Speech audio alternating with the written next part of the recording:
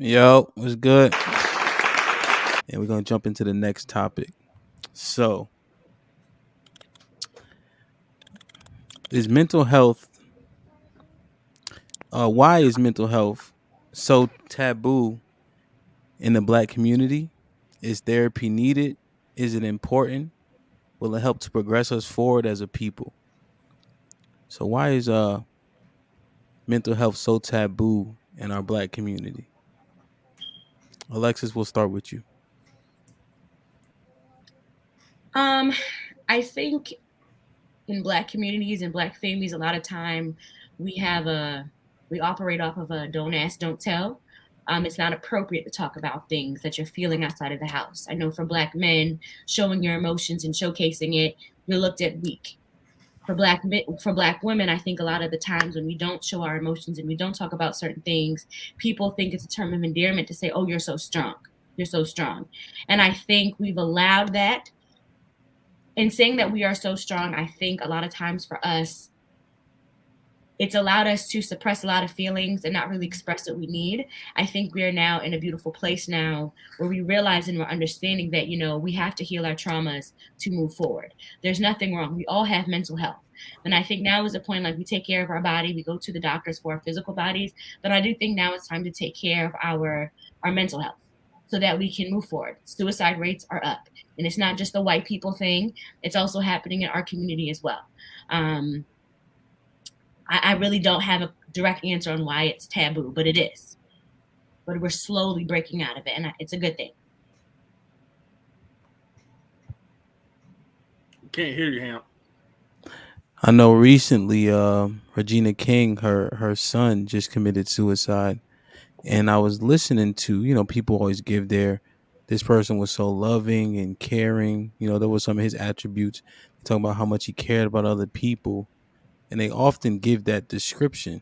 They said they didn't release it while Demarius Thomas, he was a football player that played for the Broncos. They didn't say how he died. They just said they found him dead, but similar attributes, you know?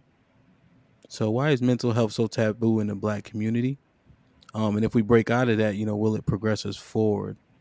Adrian, what you think?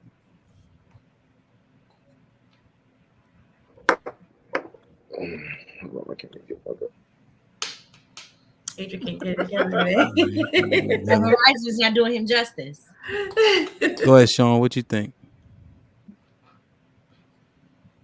Unmute yourself, Sean. It is taboo, and it's taboo because of what we've always been taught. If you've had a problem in the past, oh, you got a problem, pray about it, go to church, go to the altar, right? We're not going to talk about it, but you can go to the altar and give it to God, and He going to help you fix it, right? So that's always been a problem.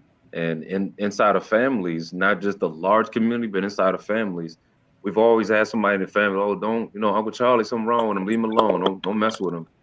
You know what I mean? That's always been a thing. Do I think therapy is important? I do think therapy is important. Uh, I think I think a lot of our older generations are kind of scared to have the conversations of what went wrong with them. So that's trickled down into not talking about it, much to what someone said, don't ask, don't tell.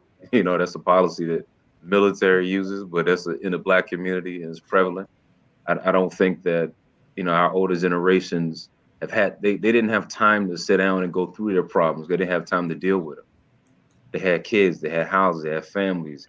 Men worked 14-hour shifts to come home. They couldn't talk about their problems or how depressed they were or having a bad day. They had to get up and repeat the same schedule. So I think we have more time now. We have more freedom. Our careers are a little bit different. We have a luxury. We're not doing a lot of hard labor anymore as we used to. So we do have the time, and I do think it'll move us forward. It'll progress us. Okay. Slim, what you think? I think it is taboo for several reasons. I did a post just like 2 weeks ago about just in my youth, by the time I was maybe in 11th grade, I already had 3 friends that had committed suicide, right? Already by 10th grade, I've already had 2 experiences where I saved, outside of 3 friends that were successful in their suicide, I've saved 2 people from suicide attempts.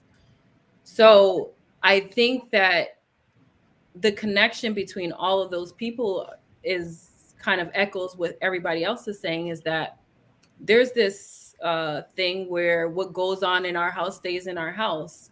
Specifically Black communities or whatever, like you just don't want to. So a lot of times people don't have outlets, right? You have to keep a facade. You don't have an outlet. You're considered weak. Most of the two out of the three people that were successful in their suicide attempts were men. Regina King's son was men. I think a lot of men in particular just don't have outlets to be able to release their stress. Is there an opportunity for improvement? Yeah. I don't know. I don't know how we can change it. I mean, I